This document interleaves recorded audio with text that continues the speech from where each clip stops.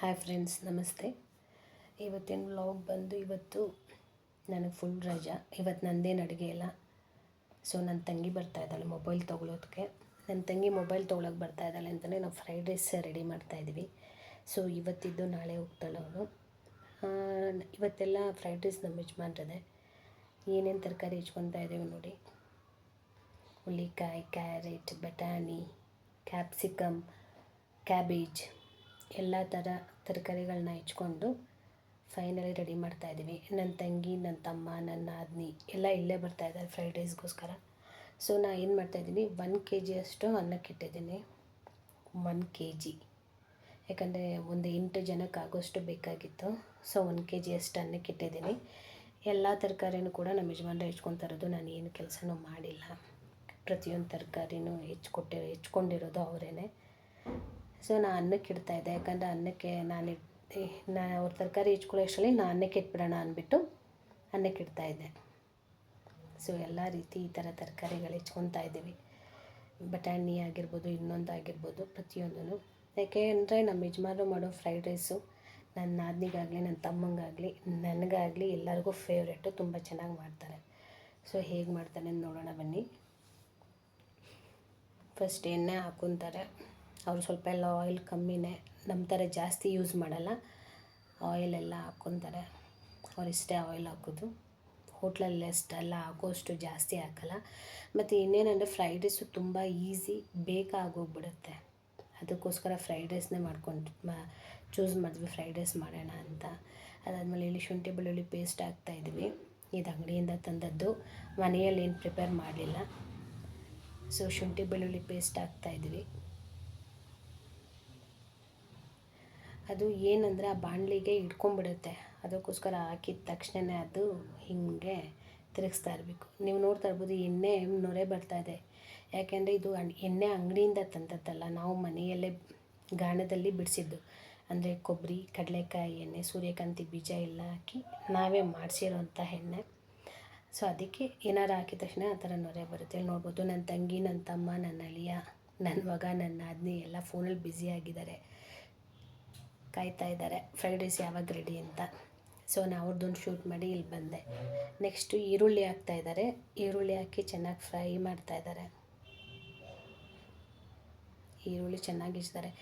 ಏನಂದರೆ ನಾನು ಹೆಚ್ಕೊಡೋಕ್ಕೂ ಕೂಡ ಹೆಲ್ಪ್ ಮಾಡ್ಬೋದು, ಬಟ್ ಆದರೆ ನನಗೆ ಅವರಷ್ಟು ಸಣ್ಣದಾಗಿ ಹೆಚ್ಚಕ್ಕೆ ಬರಲ್ಲ. ಅವ್ರು ತುಂಬಾ ಸಣ್ಣದಾಗಿ ಹೆಚ್ತಾರೆ ಎಲ್ಲ ತರಕಾರಿನೂ. ಅದಕ್ಕೋಸ್ಕರ ಅವ್ರನ್ನೇ ಹೆಚ್ಚಕ್ಕೆ ಬಿಡ್ತೀನಿ. ಈರುಳ್ಳಿ ಆಯಿತು, ಕ್ಯಾಪ್ಸಿಕಮ್ ಆಯಿತು, ಈಗ ಚೆನ್ನಾಗಿ ಫ್ರೈ ಮಾಡ್ತಾಯಿದ್ದಾರೆ. ಅದಾದ ನಂತರ ಎಲ್ಲ ತರಕಾರಿ ಹೆಚ್ಕೊಂಡಿದ್ವಲ್ಲ ಅದನ್ನು ಮಿಕ್ಸ್ ಹಾಕ್ತಾಯಿದ್ದಾರೆ.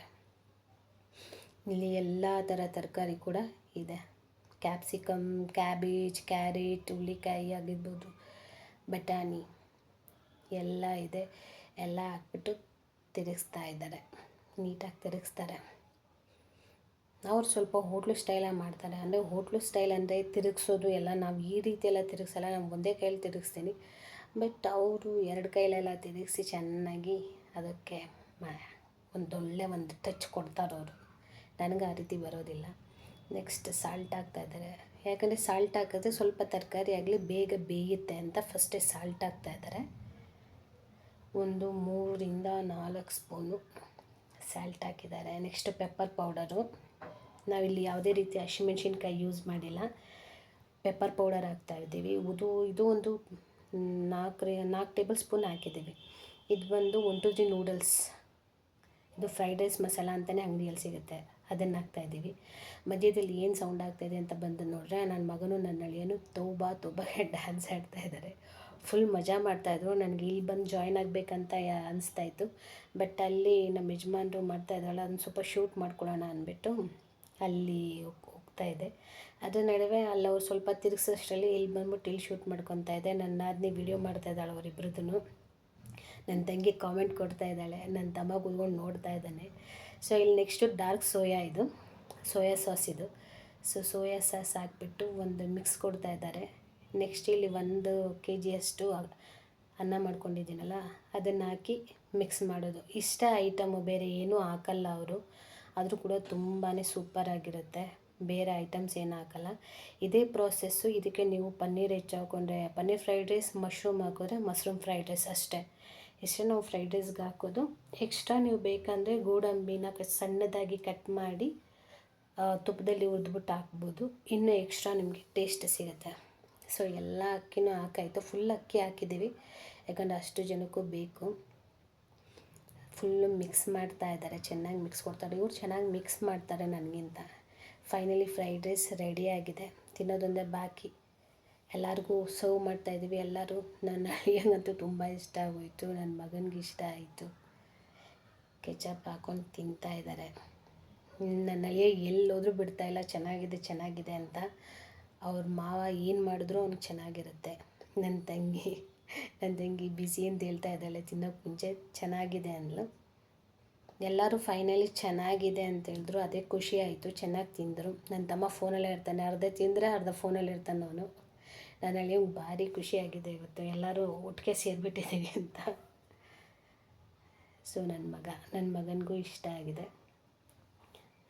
ಫೈನಲಿ ನನ್ನ ನಾದಿನಿ ಟೇಸ್ಟ್ ನೋಡಿ ಹೇಳಿದ್ದಾಳೆ, ಓಕೆ ಅಕ್ಕ ಚೆನ್ನಾಗಿದೆ ಅಂತ.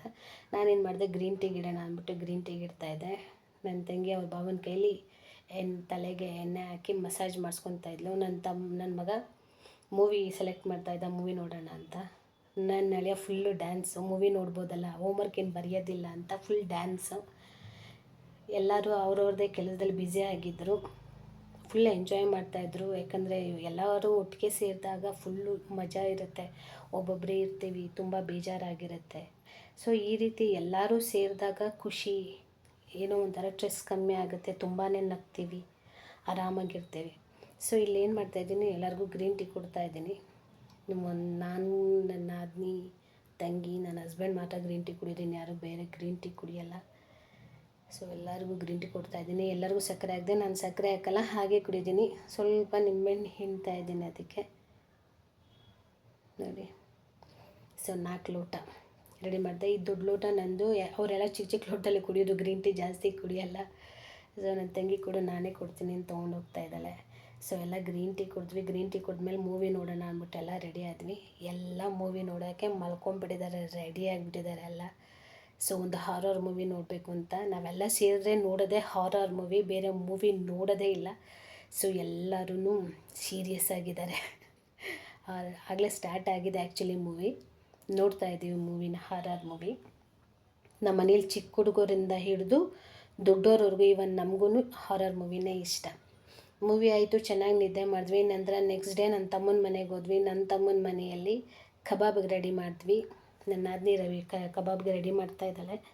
ಕಬಾಬು, ಸಾಂಬಾರು, ಚಿಕನ್ ಸಾಂಬಾರೆಲ್ಲ ನನ್ನ ನಾದಿನಿದ ಕೆಲಸ.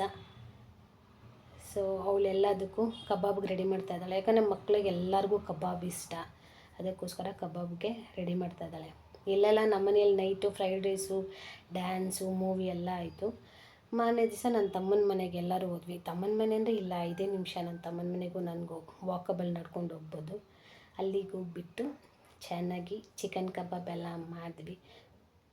ಸೊ ಅದಕ್ಕೆ ಮ್ಯಾರಿನೇಟ್ ಮಾಡ್ತಾ ಇದ್ದಾಳೆ, ಕಲಸಿ ಇಡ್ತಾ ಇದ್ದಾಳೆ ನೀಟಾಗಿ. ಅದಕ್ಕೆ ನನ್ನ ತಂಗಿ ಹೆಲ್ಪ್ ಮಾಡ್ತಾ ಇದ್ದಾಳೆ ಅವಳಿಗೆ. ಅದಾದಮೇಲೆ ಅವಳು ಕಲಸಿಟ್ಟಾದ್ಮೇಲೆ ನನ್ನ ತಮ್ಮ ಓಕೆ ನೀವು ಹೋಗಿ ಮಾತಾಡಿ, ನಾನು ಕಬಾಬ್ ಮಾಡಿ ತಿಂದ್ಬಿಟ್ಟು, ಅವನೇ ಕಬಾಬ್ ಮಾಡ್ತಾಯಿದ್ದಾನೆ.